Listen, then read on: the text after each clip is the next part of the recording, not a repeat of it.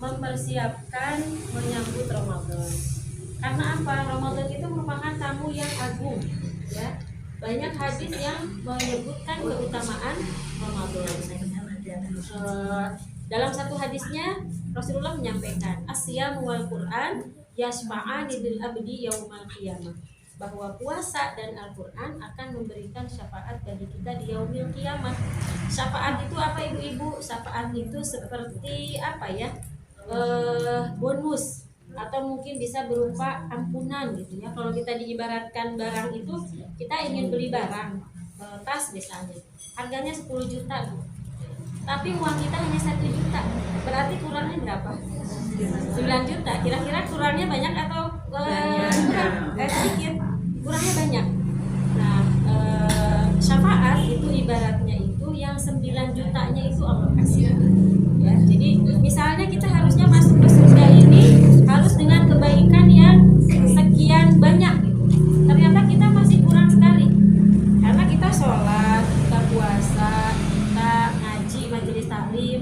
Ternyata kadang-kadang kita ketika ketemu dengan orang lain ada penyakit-penyakit hati.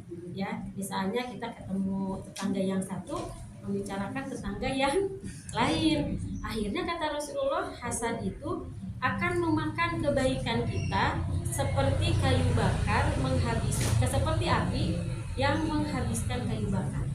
Jadi mungkin kita sholat, tapi karena kita gibah ngomongin orang, ternyata kebaikan kita habis.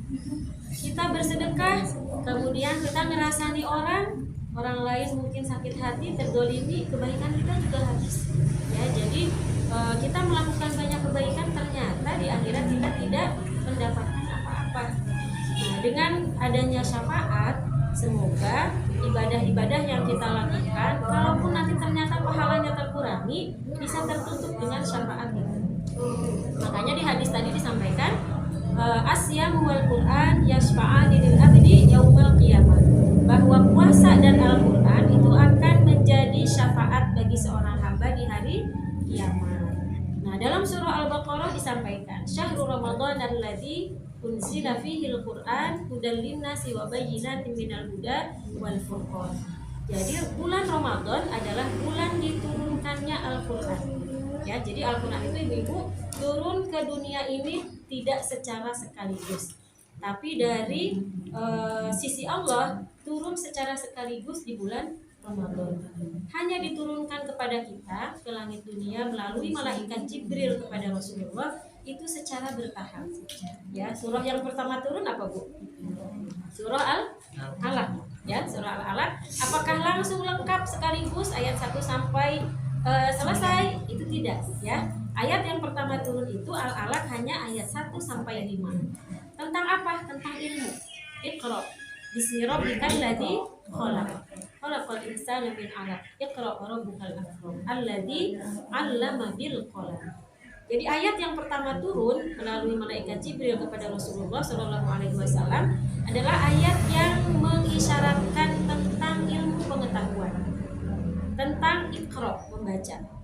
Karena apa? Kita tidak bisa beramal tanpa ilmu.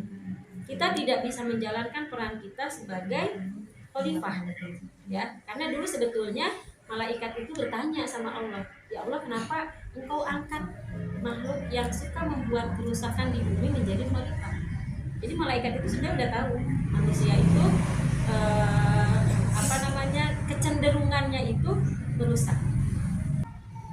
Saya untuk mengklaim apakah tapi kalau dari hadis bisa disampaikan sih langitnya itu ya seperti mendung gitu ya, tapi tidak hujan. Kemudian juga bawaannya katanya ngantuk, tapi masalahnya kita tiap malam ngantuk. Iya. Kemudian siangnya pun panasnya tidak terlalu menyengat gitu.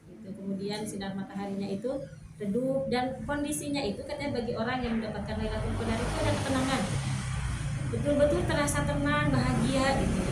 Nah, jadi kalau misalnya nanti kita mendapatkan malam yang seperti itu, mudah-mudahan Allah memberikan Lailatul Qadar ke hati kita ya. Kemudian orang-orang yang mendapatkan Lailatul Qadar biasanya ada perubahan yang lebih baik. Nah, karena itu tanda Allah memberikan rahmat, memberikan keberkahannya, sehingga menjadi bertambah juga kebaikan, menjadi bertambah juga ibadahnya. Kalau tanda-tandanya salah satunya yang disampaikan oleh Rasulullah seperti itu ya. Jadi langitnya itu tidak terlalu terang, tidak juga terlalu, jadi redup, sejuk. Anginnya katanya sepoi. Makanya kadang-kadang besoknya di malam-malam ganjil di sosmed sekarang kayaknya tadi malam dari Lailatul Qadar gitu, nah walau alam. Karena mungkin perasaan yang dirasakan setiap orang berbeda. Kalau yang malamnya betul-betul mengisi dengan sebaik-baiknya, terasa ada sesuatu yang berbeda. Tapi orang-orang yang mungkin sebetulnya malam itu Lailatul Qadar, tapi mereka tidur, tentunya mereka tidak mendapatkan perasaan-perasaan itu. Jadi perasaan Lailatul Qadar secara private mungkin ya dialami oleh orang-orang yang betul-betul Allah karuniakan Lailatul Qadar pada mereka ya.